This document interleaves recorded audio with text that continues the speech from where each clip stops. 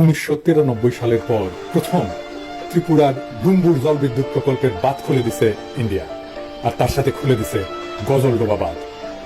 আর বানের পানি বিধ্বংসী রূপে ছুটে আসছে বাংলাদেশের দিকে, ডুবে গেছে জেলার পর জেলা। কিন্তু কেন? কারণ বাংলাদেশকে বন্যায় ডুবাই দিয়া ভারত প্রফেসর ইউনূসের সরকারকে বিপদে ফেলতে চাইতেছে।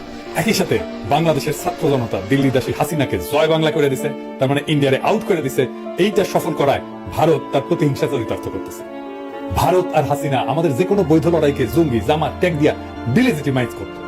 এখন কোনো কিছু করতে না পেয়ে পাগল হয়ে গেছে। হাসিনার পতনের সাথে ইন্ডিয়া আউটের সাথে কেমনে এই বাঁধ খুলে দেওয়া জড়িত? আসেন, বিরোধী দলের আন্দোলনকে যদি জঙ্গি আন্দোলন হিসেবে দেখানো যায়, তাহলে এর বিরুদ্ধে পশ্চিমা দেশগুলোকে উস্কে দেওয়া যায়, এবং এটাই করে আসছে আওয়ামী লীগ দিনের পর দিন, যুগের পর যুগ। ভারতের কপাল খারাপ, সেই সুযোগ পাওয়ার আগেই খুনি হাসিনা প্রাণ নিয়ে পলাই গেছে ইন্ডিয়া। জঙ্গি বয়ান ফেল করলেও ইন্ডিয়া কিন্তু একই বয়ান এখনো চালাই যাইতেছে, কারণ সে জানে কোনো উপায় পশ্চিমা বিশ্বকে যদি বোঝানো যায় যে জঙ্গিরা বাংলাদেশের ক্ষমতার কেন্দ্রে এসে করছে, তাইলে সে বাংলাদেশে হস্তক্ষেপ করলে পশ্চিম সম্ভবত সেটা মেনে নেবে। যেমন তারা 7ই জানুয়ারির দামি নির্বাচনকেও প্রকৃতপক্ষে মেনে নিছিল। প্রফেসর ইউনূস দেশের ক্ষমতা গ্রহণ করায় ভারত এবং তার গোয়েন্দা সংস্থারও একটা বড় মুশকিল পড়ে গেছে। তারা তাকে জঙ্গি বলে দুনিয়াতে প্রোপাগান্ডা করতে পারতেছে না। প্রফেসর ইউনূস জঙ্গি এই কথাটা স্বয়ং মোদী নিজেও বিশ্বাস করতে পারবে না। সুতরাং তারা নামছে এমন এক কাজে যেন প্রফেসর ইউনূসের সরকারকে ক্রমাগত বিপদে ফেলা যায়, এবং তারা এই কাজ করে যায়, দিনের পর দিন করবে, একটার পর একটা করে। এই বন্যায় ব্যাপক ক্ষয়ক্ষতি হবে, ফসল ডুবে গেছে, খামার ধ্বংস হয়েছে, গবাদি পশু মারা গেছে, প্রচন্ড খাদ্যাভাব দেখা দেবে, মানুষজনকে সরাইতে হবে, এবং পুরা প্রশাসন পুরা সরকার এই বন্যার ধকল সামলানোর কাজে ব্যস্ত হয়ে যাবে। এই অর্থনৈতিক ধাক্কা সামলানো খুব কঠিন হয়ে যাবে। তার মধ্যে তো হাসিনা দেশকে পুরোটা ফোকরা বানাইছে। এখন তাদের একটাই মিশন, তা হইল প্রফেসর ইউনূসের সরকারকে যেভাবে পারে বেকার রাখা। এই বাঁধ খুলে ডুবায় দেওয়া তারই একটা পদক্ষেপ। এই বন্যা পরিকল্পিত না, এটা কোনো প্রাকৃতিক দুর্যোগ না, কোনো সতর্কতা ছাড়া একবারে বাঁধ খুলে জনপদের পর জনপদ ডুবাই দিচ্ছে। আইন অনুসারে এটা করতে পারে না, সতর্কতা দিতে হবে এবং ধীরে ধীরে পানি ছাড়বে। এটাই নিয়ম, এটা প্রতিহিংসা। আর এইটা আমরা ভারতের মিডিয়ার হেডলাইনে দেখতে পাই। দেখেন কি লিখছে, কি নির্মম রসিকতা। অবশ্য আমাদের পোলাপানেরা রসিকতার পরে ওই ওয়েবসাইটে জয় বাংলা করে দিয়েছে হ্যাক কইরা। তো যাই হোক, আমরা কি ভারতের এই প্রতিহিংসার মুখে বসে থাকবো? না, এইটার দাঁত ভাঙা জবাব দিতে হবে। এই দাঁত ভাঙা জবাব হিসেবে আমরা টোটাল ইন্ডিয়া বয়কটের ডাক দিচ্ছি। আমরা এর আগে ইন্ডিয়ান প্রোডাক্ট বয়কট করছিলাম, কিছু সিলেক্টেড প্রোডাক্ট বয়কট করছিলাম, এইবার আমরা টোটাল ইন্ডিয়া বয়কটের ডাক দিচ্ছি। শুধুমাত্র ইন্ডিয়া পণ্য না, সেই সাথে ইন্ডিয়া থেকে সকল প্রকার শিল্পের কাঁচামাল আনা বন্ধ হবে। ছাত্র জনতা এটা নিশ্চিত করবেন। তৃতীয় দেশ থেকে কাঁচামাল আনলে খরচ যদি কিছুটা বেশিও পড়ে, সেইটা আওয়ামী চাঁদাবাজি বন্ধ হয়, শিল্পের মালিকানা পুরোপুরি পুষায় নিয়েও লাভের খাতায় কিন্তু থাকবে। আমাদের সাপ্লাই চেইন ইন্ডিয়া থেকে সরায় নেওয়ার এটাই মোক্ষম সময়। একই সাথে ভারতের সকল এয়ারলাইন্সকেও বয়কট করা হলো। ইন্ডিয়ান কোন এয়ারলাইন্সে কেউ টিকিট কাটবেন না, কোন বন্দরে ভারতীয় মালামাল খালাস করবেন না, কোন দোকানে ভারতীয় পণ্য পাইলে সেটা এখন ধ্বংস করবেন।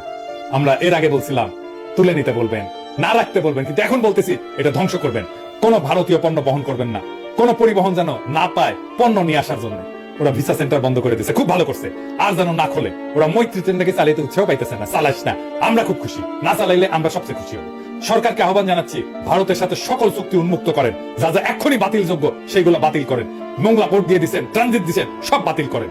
টোটাল ইন্ডিয়া আউট বাস্তবায়ন করে আমরা ইন্ডিয়াকে উচিত জবাব দেব, যা তারা বহু যুগ মনে রাখবে। আর কি করব?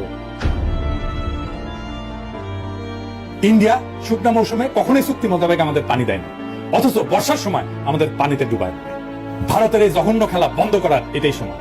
ভারতের কাছে পানি পাওয়া, যেটা আন্তর্জাতিক আইনে আমাদের প্রাপ্য, তার আশা করা বাতুলতা। আমাদের সামনে একটাই টেকসই দীর্ঘমেয়াদী সমাধান আছে। কি সেটা? হইতেছে তিস্তা প্রকল্পের মতো সকল নদীতে ওয়াটার ম্যানেজমেন্ট প্রকল্প বাস্তবায়ন করা। আমরা সরকারের কাছে দাবি জানাই, তিস্তা প্রকল্প সংক্রান্ত চীনের প্রস্তাব অবিলম্বে গ্রহণ করেন। ছাত্র জনতাকে আহ্বান জানাবো সরকারকে এই বিষয়ে ব্যাপক চাপ দিতে, যেন এই প্রকল্প চীনকে অবিলম্বে দিয়ে দেওয়া হয়।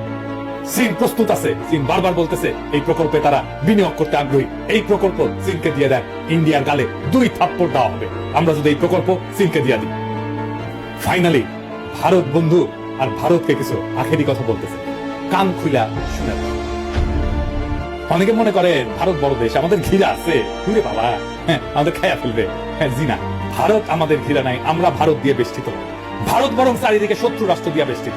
সরাসরি শত্রু না হইলেও তারা ভারতের বন্ধু না, যারা ভারতকে বেষ্টন করে আছে। ম্যাপটা খুলে দেখেন, একদিকে পাকিস্তান, চীন, নেপাল, বাংলাদেশ, আর ওইদিকে মায়ানমারের গণতন্ত্রকামীরা জিতে গেলে ওরা বাম্বু দেবে ইন্ডিয়াকে সকাল বিকাল। ইন্ডিয়াকে ঘিরে ফেলা হয়েছে চারিদিকে, চারিদিকে ওর হোস্টাইল টেরিটরি। আর আমরা তিস্তার চায়নাকে ডেকে আনা চিকেন নেক সেটা ধরবো। 15 বছর ফ্যাসিবাদের খানি টানাইছে ইন্ডিয়া, এইটার মূল্য ইন্ডিয়াকে চোকাইতে হবে কড়ায় গন্ডায় আগামী 50 বছর ধরে। একটা কবিতা ছিল মুক্তিযুদ্ধের সময় লেখা হয়েছিল, সেই কবিতা আমরা আবার পড়বো। তুমি আমার আকাশ থেকে সরাও তোমার ছায়া, তুমি বাংলা ছাড়ো।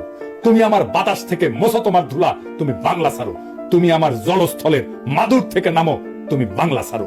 শত্রু দেশের সাথে কোনো ডিলিংস না, ইন্ডিয়ার সাথে কোনো ডিলিংস না। যারা শত্রু দেশের সাথে হাত মিলাবে তার